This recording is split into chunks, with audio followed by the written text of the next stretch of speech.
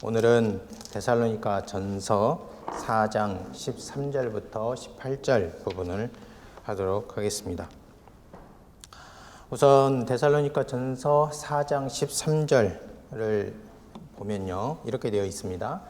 형제들아, 자는 자들에 관하여는 너희가 알지 못함을 우리가 원하지 아니하노니 이는 소망 없는 다른 이와 같이 슬퍼하지 않게 하려 함이라. 이렇게 시작하면서 파루시아 관해서 이야기를 합니다. 먼저 이 본문이 18절까지 지속되고 그 다음에 5장 1절부터 11절까지 또 파루시아와 관련된 본문이 진행되는데, 우선 이 본문이 있는 위치가 어떤지를 우리가 살펴보도록 할게요. 바울은 거룩과 형제 사랑에 관한 권면을 4장 5번절에서 마치고 신학적 주제 하나를 다룹니다. 바로 파루시아, 성도의 죽음, 부활, 재림 10점 등인 것이죠. 방금 말씀드린 것과 같이 데살로니가 전서 4장 13절부터 5장 11절까지 논제입니다. 바울은 데살로니가 교회에 이런 신학적인 질문이 있었다는 것을 어떻게 알게 되었을까요? 아마도 두 가지 경로 중에 하나였을 것입니다. 하나는 디모데가 돌아와서 데살로니가 교회에 대해 관찰한 것을 보고할 때 바울과 바울 일행들 안에 이런 문제가 있구나 하고 발견된 질문일 수 있습니다. 다른 하나는 데살로니가 교인들이 바울에게 질문한 것을 디모데가 전달했을 가능성이 있습니다. 그러면 구체적으로 그 질문이 무엇이었는가 우리가 물을 수 있습니다. 데살로니가 전서 4장 13절에 나와 있습니다. 여기 보면은 자는 자들에 관하여 너희가 알지 못함을 우리가 원하지 않는다. 이는 소망 없는 다른 이들과 같이 슬퍼하지 않게 하려 함이라, 그렇게 말하고 있어요. 이 바울의 말을 추적해 보면 데살로니가 그리스도인들에게 이런 문제가 있었던 것입니다. 교인 중에 몇몇이 잠들었습니다. 그런데 가족과 또는 지인들로 추측할 수 있는데 그 가족과 지인들이 슬퍼한 거예요. 그 슬픔이 그리스도인들이 부활 소망 가운데 죽은 자들에 관한 슬픔이 아니고 소망 없는 다른 이들과 같이, 그러니까 소망 없는 다른 이들과 전혀 다르지 않은 슬픔이었다는 것입니다. 그래서 그들 중에 부활 전에, 재림 전에 잠자는 자들은 어떻게 되는가 하는 질문이 있었을 수 있습니다. 그리고 그 재림 전에 죽은 자들에 관해서 데살로니가 교회의 교인들 중 일부가 극히 슬퍼했던 것입니다. 자, 그러면은 이 질문과 문제 속으로 이제 한 걸음 들어가 보겠습니다. 여기 보면은 잠자는 자들이 나오고 나머지 사람들이 나오는데, 우선 잠자는 자들이 누군지 살펴봐야 되겠죠. 잠자는 자들이란 표현, 이 표현은 데살로니가 교인들 중 죽은 사람들을 가리킵니다. 4장 16절에 분명히 나와 있죠. 거기 보면은 그리스도 안에서 죽은 자들이 먼저 일어나고, 그렇게 하는 걸 보니까, 그렇게 바울이 이렇게 말하는 걸 보니까 앞에 4장 13절에서 말한 잠자는 자들은 그리스도 안에서 죽은 자들이에요. 그러면 죽은 자들을 잠자는 자들이라 이렇게 표현했다 하는 것입니다. 이것은 현대나 고대나 다르지 않고 모든 문화권에서 거의 공통적으로 나타나는 완고어법입니다. 죽었다 이렇게 말하지 않고 영어에서도 지나갔다 이렇게 표현한다든지 잠자고 있다 이렇게 이제 표현하고 있는 것을 알 수 있죠. 자, 그러면 잠자는 자들은 죽은 자들입니다. 그리스도인 중에 죽은 자들입니다. 그러면 여기서 이 잠자는 자들 때문에 데살로니가 교회의 교인들이 슬퍼했는데 그 슬퍼한 것이 조금 독특합니다. 어떤 점에서 문제가 되냐면, 슬퍼하는 건 다 슬퍼할 수 있죠. 그런데 바울이 문제로 삼는 것은 다른 이와 같이 슬퍼했다는 거예요. 그럼 다른 이들이 누구인가? 헬라어로는 호이 로이포이예요. 호이 로이포이란 말은 문자적으로 번역해 보면 나머지 사람들이에요. 그러면 질문을 할 수 있겠죠. 나머지 사람들이 누구냐? 이것은요, 관점에 따라서 달라집니다. 당시 큰 세계에 살고 있는 사람들 중에 자기를 중심에 두고 그 중심 밖에 있는 사람들을 구분하는 그런 몇 가지 중심점이 있었는데요. 유대인, 헬라인, 로마인입니다. 유대인들은 자기 민족 외에 다른 민족을 나머지 사람들이라고 불렀습니다. 이방인인 것이죠. 그런가 하면 로마인들은 로마 제국의 시민권을 가진 사람들, 즉 로마 시민권자 외에 다른 사람들을 나머지 사람들이라고 불렀습니다. 비로마 시민권자들인 것이죠. 자, 그러니까 두 부류가 나오는 거예요. 유대인이 볼 때는 이방인들. 그런데 이방인인 로마인이 볼 때는 로마 시민권을 가지지 않은 사람들이 나머지 사람들이 또 있습니다. 헬라인들이 있어요. 헬라인들. 아테네를 중심으로 한 에게의 근방에 사는 이 헬라인들은 자신들의 철학, 지혜, 교양이 없는 사람들을 나머지 사람들이라고 불렀습니다. 이것은 때로 언어적인, 문화적인 특징을 들어서 표현해서 바르바르인, 바바르인 이렇게 이제 표현하기도 했고요. 지역적인 거리, 또 문명의 정도로 표현해 스쿠다인 이렇게 표현하기도 했습니다. 골로새서 3장 11절 같은데 이런 말이 나옵니다. 그러니까 여기 스쿠다인이라는 것은 흑해, 그러니까 어디입니까?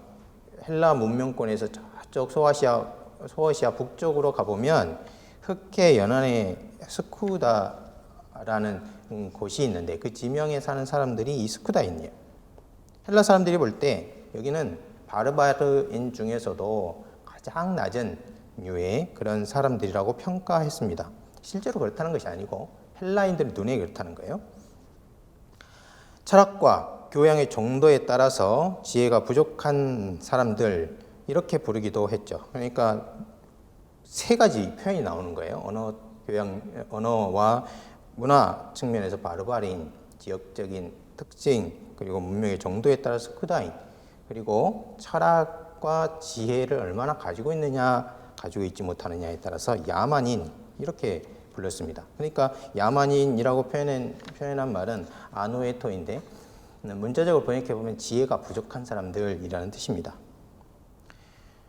바울이 여기서 다른 사람들과 같이 이렇게 슬퍼한다라고 표현했을 때 이것은 이렇게 세 중심과 약간 다른 복합적인 개념입니다. 왜냐하면 유대인인 바울이 그리스도의 교회의 사도로서 로마 제국의 속주인 마케도니아에 사는 헬라인들에게 말하고 있기 때문이에요. 그러니까 아주 복잡한 지금 상황에 있는 것이죠. 세 가지가 다 얽혀 있는. 그런데 바울이 데살로니가 교인들에게 다른 사람들과 같이 슬퍼하지 않게 하기 위해서 이 말을 하고 있는 것입니다. 그렇기 때문에 나머지 사람들은 하나님 언약과 교회 밖에 있는 사람들을 1차적으로 가리킵니다. 이 생각의 근저에는 유대인들의 나머지 사람들 개념이 분명히 있어요. 그러나 동시에 하나님의 지혜인 그리스도 밖에 있는 사람들을 가리켜요. 데살로니가전서 4장 12절에 실제로 외인에 대해서는 이렇게 말하고 있는데 외인이라는 말이 이 말하고 똑같은 말입니다. 그러니까 데살로니가 교인들은 하나님의 언약 안에 있기 때문에 안에 있는 사람이고 그 자기 동족들, 그러니까 데살로니가 똑같이 이방인이고 그 다음에 로마의 속주한 시민들인 그 사람들은 그리스도 언약 밖에 있기 때문에 외인이 되는 것이죠. 여기에 또 헬라인의 개념이 다시 추가되어 있습니다. 하늘 시민권을 가진 자들 밖에 있는 사람들이라는 의미예요. 또 여기에는 로마인들의 생각에 대한 비판도 들어있습니다. 마지막으로 믿음, 칭의, 부활과 종말론적 평화 밖에 있는 사람들이에요. 여기에는 세상의 모든 구분을 초월하는 기준이 있는 것이죠. 유대인의 관점도 아니고 로마인의 관점도 아니고 헬라인의 관점도 아닌 바울이 그리스도인과 그리스도 밖에 있는 사람들을 이렇게 구분하는 어떤 기준을 가지고 이 말을 하고 있어요. 그러나 나머지 사람들 개념은 경계 안과 경계 밖으로 구분하는 것에 그치지 않습니다. 더 근본적인 것은 이들의 상태에 대한 바울의 묘사입니다. 바울은 이들이 뒤에 보니까 소망이 없다 그래요. 소망이 없는 자들. 이것은 이방인의 과거와 현재, 미래의 상태에 관한 바울의 진단입니다. 사도 바울은 회심 후에 줄곧 이런 인간관을 가지고 있었어요. 그러면 이들은 왜 소망이 없다 이렇게 말하고 있습니까? 그것은 그들이 본질상 진노의 자녀이기 때문입니다. 하나님이 없기 때문입니다. 에베소서 2장 3절에 이렇게 말하죠. 에베소서 2장 1절부터 3절을 보면은 그는 허물과 죄로 죽었던 너희를 하나님이 살리셨다는 겁니다. 그때 너희는 에베소에 있는 소아시아에 있는 헬라 문명권에 있는 로마 시민권을 가지고 있는 사람들이에요. 너희는 그 가운데 행하여 이 세상 풍조를 따르고 공중의 권세 잡은 자를 따랐으니 곧 지금의 불순종의 아들들 가운데서 역사하는 영이라. 전에는 우리도 다 그 가운데에서 우리의 육체의 욕심을 따라 지내며 육체와 마음에 원하는 것을 하여 다른 이들과 같이 본질상 진노의 자녀다. 그렇게 말해요. 그러니까 왜 이들이 소망이 없는가? 본질상 진노에 속한 사람들이다. 그렇게 말하고 있기 때문에 그래요. 에베소서 2장 12절에 보면 그때에 너희는 그리스도 밖에 있었고 이스라엘 나라 밖의 사람이라 약속의 언약에 대하여는 외인이요 세상에서 소망이 없고 하나님이 없는 자였다. 하나님이 없기 때문에 소망도 없다. 그렇게 말하고 있는 거예요. 그러므로 누구든지 유대인도 이방인도 그리스도 밖에 있으면 바깥 사람, 나머지 사람, 외인이 되는 것입니다. 그렇게 되면 이 세상의 풍조를 따르고 공중의 권세 잡은 자를 따르며 그렇기 때문에 본질상 진노의 자녀에 속하게 되는 것입니다. 바울에 따르면 이런 삶은 살았으나 죽은 삶입니다. 너희가 허물과 죄로 죽었다 이렇게 진단해요. 이들은 세상에서 소망이 없고 하나님이 없기 때문에 다시 소망이 없습니다. 이들은 죽을 때 슬퍼합니다. 가족이나 친척, 친구들과 이웃이 죽으면 슬퍼요. 이것은 말 그대로 이방인의 슬픔인 거예요. 이들은 사망의 통치에 저항하지 못합니다. 따라서 전 인류의 절망은 말 그대로 그들의 절망이 되는 것입니다. 만일 데살로니가 교인들이 이와 같이 나머지 사람들, 하나님 언약 밖에 있는 사람, 그리스도 밖에 있는 사람들과 같은 슬픔을 그들의 지인들이 죽었을 때나 가족들이 죽었을 때, 믿는 사람이 죽었을 때 그런 슬픔을 갖는다면 그것은 무언가 잘못된 것입니다. 그들에게 부활 소망이 없거나 부활 소망이 없다면 복음의 핵심 내용을 모르거나 복음의 핵심 내용을 모르는 그리스도를 모르거나 그리스도를 모르면 그들이 하나님 밖에 있거나 한 경우가 되는 거예요. 그렇기 때문에 문제가 되는 것입니다. 그런데 데살로니가 교회의 그리스도인들은 복음을 듣고 이미 다른 영역으로 옮겼어요. 이들 중 죽은 자들이 생긴 것입니다. 이 죽은 자들 때문에 데살로니가 교회의 그리스도인 중 일부가 슬퍼했습니다. 바울은 슬픔 자체를 문제 삼은 것이 아닙니다. 사람이 죽었을 때 슬퍼하는 것은 비정상적인 일이 아닙니다. 나쁜 일이거나 또는 심지어 악한 일은 더더욱 아닙니다. 도리어 자연스럽고 함께 슬퍼해야 하는 것이 맞죠. 그것이 사람이 도리입니다.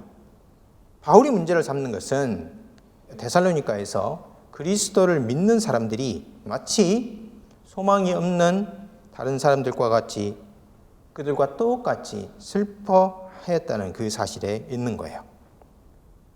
자, 그러면은 제가 여러분과 함께 본문을 읽으면서 여기서 다른 이들과 같이 슬퍼하는 것이 문제다 이렇게 이제 말씀을 드렸습니다. 그러면 그게 왜 문제가 되는지 알 수 있으려면 나머지 사람들, 그러니까 세상에 있는 소망이 없는 사람들의 절망이 무엇인지, 그 절망을 그리스도인들은 어떻게 그 절망에 어떻게 반응해야 되는지를 알아봐야 되겠죠. 그래서 두 번째로는 나머지 사람들의 절망이 무엇인가 하는 것을 살펴보겠습니다. 이것이 왜 문제가 됩니까? 이것을 이해하기 위해서는 헬라인들의 세계관과 종교를 잠시 살펴보는 것이 도움이 됩니다. 헬라인들은 살아있는 동안 절망의 식민지에서 살았다고 해도 과언이 아닙니다. 헬라 사람들은 인간의 삶과 죽음을 우리와 전혀 다르게 생각했습니다. 헬라 사람들은 창조 세계를 둘로 나눴죠. 영적인 세계 그리고 물질적인 세계입니다. 데살로니가 교인들이 질문하고 바울이 대답하려는 주제는 이 영적인 세계와 물질 세계 중에 물질 세계에 관련된 것입니다. 죽은 자의 몸이 어떻게 되는가 하는 질문이에요. 그러면 이제 한 걸음 더 들어가 보겠습니다. 헬라 철학과 신비 종교에 관한 것인데요. 헬라 철학에 따르면 창조 세계는 부활, 그러니까 다시 소생하는 것이죠. 이 부활과 유사한 현상들이 많이 있었습니다. 예를 들어 볼까요? 밤에 캄캄하죠. 밤이 가고요. 낮이 옵니다. 또 그러니까 밤이 가고 낮이 오는 것은 다시 살아나는 것과 유사하죠. 식물이 겨울에 죽었다가 봄에 싹이 나는 것. 지금 밖에 우리가 관찰하고 있는 것 같은 그런 현상. 또는요, 매일매일 우리가 관찰할 수 있는 태양이 졌다가 다시 떠오르는 것. 이런 것들이죠. 그러니까 부활 유사 현상인 것이죠. 헬라 철학자들은 이런 현상을 자신들의 소생의 희망과 계속 연결하는 일을 했습니다. 사람들이 죽고요. 그 죽음에 대한 공포와 두려움 때문에 다시 살아나는 그 희망을 품을 수가 없는데 우리 주변에 보면 그런 것들이 있으니까 그것과 연결을 시키려고 한 것이죠. 헬라 철학자들과 근동, 가나안 세계가 이 현상을 자신들의 종교로 만든 것은 여러분 잘 알고 계실 것입니다.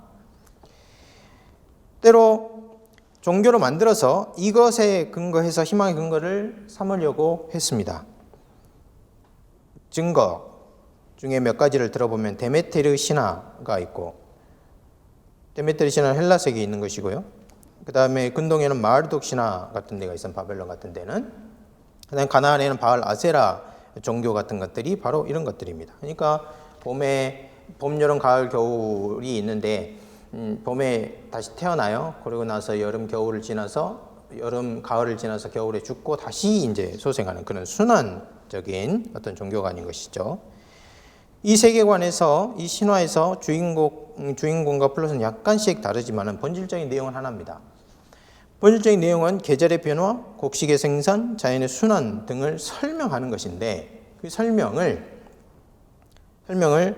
종교 영역으로 넘어오면 자연의 순환과 인간의 소생을 연결시켜 보려고 했던 거예요.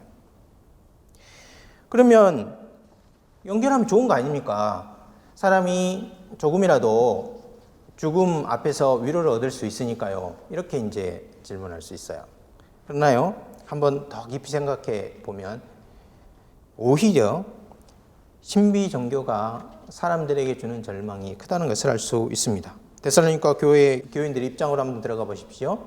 복음을 전해 듣기 전, 지금이니까 복음을 듣기 전 3개월, 길게 잡아도 6개월 전만 해도요. 지금 바울이 데살로니가에 들어가서 복음을 전하기 6개월 전만 해도 이런 신비 종교에 직간접적으로 영향을 받고 있었던 사람들이 바로 데살로니가 교회의 교인들이에요. 이런 신비 종교가 위로가 되었을까? 그런 생각을 해보는 것이죠. 어느 정도 효과가 있었습니다. 분명하죠. 그러나 헬라인들에는 이것 외에 대안이 없었기 때문에 위로가 되었던 것이에요. 그러나 신비 종교의 메시지는 들을 당시에는 또는 신비 종교 의식에 참여하면 그 순간에는 순간적으로 무화경에 빠지고 환희를 경험했습니다. 그러나 그 순간이 지나면 이런 종교와 신비주의는 인간에게 더 깊은 절망을 가져다 줍니다. 왜 그럴까요? 왜냐하면 잠깐 동안 최면적 설명, 의식이 끝나면 다시 어둠과 죽음이 지배하는 세계로 돌아와야 하기 때문입니다. 그들이 살고 있고 그들이 발을 딛고 있는 곳은 다시 죽음과 어둠이 지배하고 있는 것이에요. 주변을 살펴보면 죽어가는 사람이 있고 그 죽어가는 사람들 중에는 자기와 가깝고 결코 헤어짐을 원하지 않는 그런 사람들이 있는 것이죠. 그런데 신비종교는 뭐라고 말합니까? 데메테르가 하데스에서 딸을 완전히 찾아서 지상으로 오는 그런 말을 말하고 있는데, 그 신화와 같이 자기가 죽은 자기 친구나 자기 자녀나 자기 부모나 이렇게 데메테르가 하데스에서 딸을 되찾아오는 그런 일은 없는 거예요. 실제적으로 일어나지 않는 것이죠. 인간의 몸의 부활은 경험상 한 번도 있어본 일이 없기 때문입니다. 그렇기 때문에 계속해서 그들은 죽음과 어둠이 지배하는 세상이 바로 우리가 살고 있는 세상이다. 우리는 절망의 식민지에 살고 있다. 그렇게 이제 생각했던 것이죠. 그런데요, 자신들이 헬라 사람들은 인간을 굉장히 뛰어나게 생각했습니다. 그런데 한번 생각해 보십시오. 자연은 어떻습니까? 우리가 무시하는 물질, 헬라인들이 무시했던 물질, 그 물질과 식물과 이런 것들은 어떻습니까? 자연에는 겨울이 있지만 봄이 다시 옵니다. 밤이 있지만 낮이 와요. 규칙적이고 반복적이에요. 여기서 헬라인들은 이런 생각을 하게 되죠. 우리는 물질 세계를 이데아보다 못하다고 생각하고 인간이 돌멩이나 나무보다 훨씬 뛰어나다고 생각하는데 과연 인간이 자연보다 나으냐? 철학자들은 우리 인간은 이성적인 존재로서 우주에서 우리보다 고등한 존재는 없다고 그렇게 가르치는데, 실제는 어떻습니까? 죽음에 있어서는 어떻습니까? 실제와 죽음에 있어서는 우리가 비이성적인 피조물보다 훨씬 못하지 않은가, 그렇게 생각하는 거예요. 자연은 소생하는데 인간은 계속 죽고 소생하지 못합니다.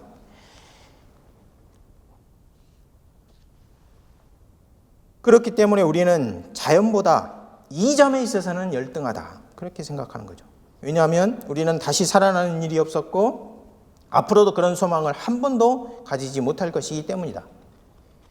따라서 창조 세계에 있는 부활의 유비는 헬라 세계의 사람들에게 인간이 이러한 비이성적인 창조물보다 더 못한 처지에 있다는 믿음을 강화해 줄 뿐이었어요. 왜냐하면 경험적으로 식물은 다시 살아나고 태양은 다시 떠오르는데 인간은 인류의 지성과 영혼이 근본적으로 어그러진 그런 창조가 굴절되어 온 결과 인간은 그들과 다르고 그 죽음이 마지막이라 그렇게 생각한 것입니다. 그야말로 세계는 절망의 식민지가 된 거예요. 자, 그러면 제가 헬라 철학과 그리스 신비 종교가 일반 사람들에게 어떤 영향을 미쳤을까, 그런 말씀을 드렸어요. 그러면 실제로 사람들이 죽음에 대해서 어떻게 생각을 했을까? 그것을 이제 알아봐야 되겠죠. 한 건은 더 들어가 보는 것입니다.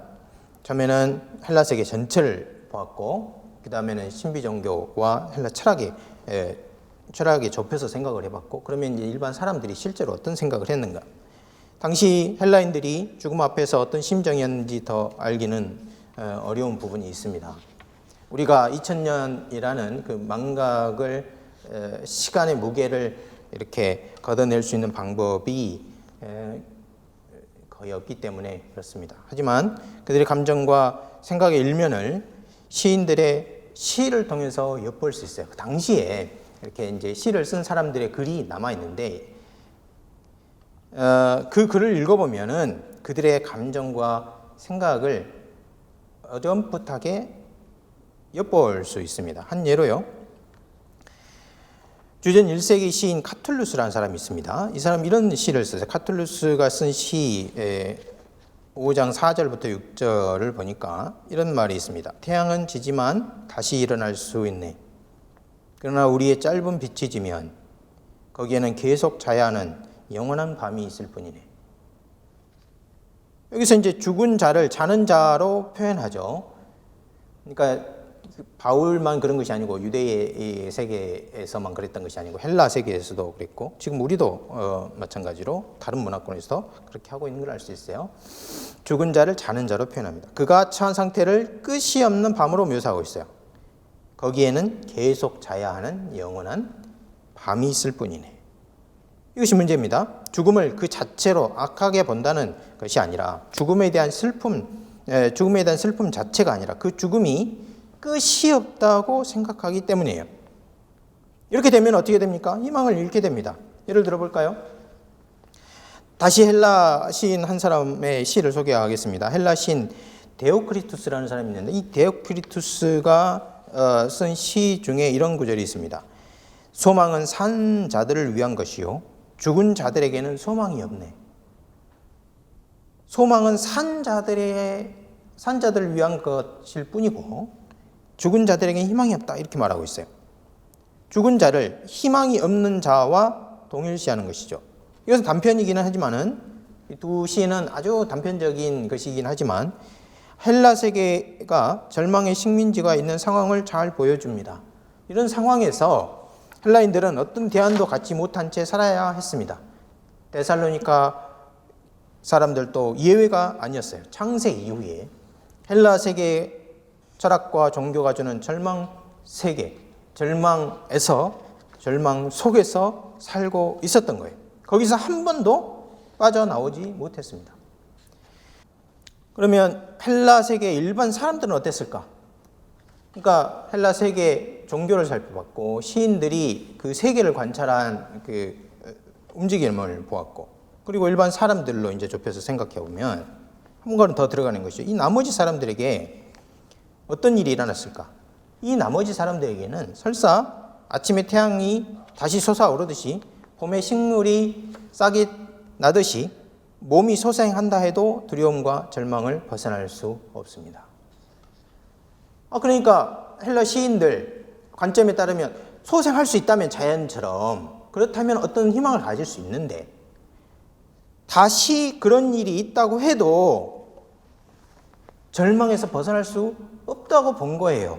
왜 그럴까요? 그들의 몸이 다시 소생한다고 해서 피타고라스가 말한 것처럼 다시 지상의 삶으로 돌아오는 것이 아닙니다. 모든 영혼이, 모든 몸이 다 인간으로 지상의 삶으로 고등한 존재로 돌아오는 것이 아니에요.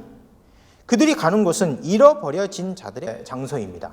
하데스라고 부릅니다. 하데스라고 부르는 이 지역은 영원한 파괴와 멸망의 파괴적 힘만 존재하는 곳입니다. 거기에는 생명이 없어요. 따라서 현재 인간의 신체가 그런 환경에 어울리지 않는 것이죠. 부활한다고 해도 무엇을 위한 변화인가? 영원한 파괴와 멸망의 파괴적 힘이 존재하는 곳에 맞는 존재 양식이 된다는 거예요. 그렇다면은 유기자의 몸은 반드시 변화가 일어나야 되는 것이 사실입니다. 그 몸은 영원한 지속을 위해서는 택자들과 같이 어떤 부활체를 가져야 한다고 할 수 있지만은 영원한 형벌에 적합한 조건, 영원한 형벌에 맞춰진 형태를 갖추게 될 것입니다. 부활의 축복이 아닌 형벌의 저주라는 특성을 갖게 되는 겁니다. 자, 그러니까요. 우리가 넓은 세계부터 쭉 같이 일반 사람들이 어떤 생각을 했을까 하는 것을 이제 보았죠. 바울은 데살로니가 전서 4장 13절부터 18절에서 잃어버린 자들이 다시 살아난 문제를 다루지 않죠. 간접적으로 다룰 뿐입니다. 이것이 바로 나머지 사람들과 같이 슬퍼하지 않게 하려 함이라라고 말할 때 잃어버려진 자들이 누구냐? 잃어버려진 자들이 어떤 처지에 있느냐 하는 것을 말하는 바울의 말입니다. 나머지 사람들의 슬픔이라는 것은 말 그대로요.